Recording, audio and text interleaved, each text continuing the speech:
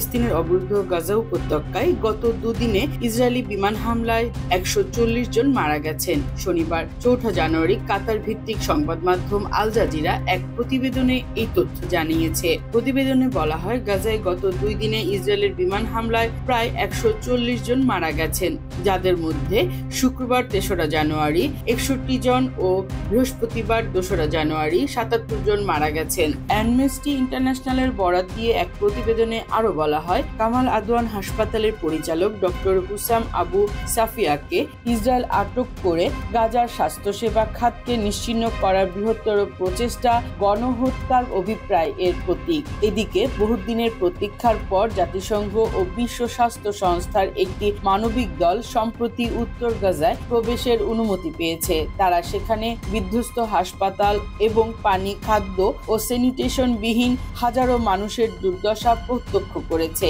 জাতিসংঘের দলটি জানিয়েছে, গাজার মানবিক পরিস্থিতি ক্রমেই অবনতি ঘটছে এবং এই বিষয়ে আন্তর্জাতিক সম্প্রদায়ের জরুরি হস্তক্ষেপ প্রয়োজন।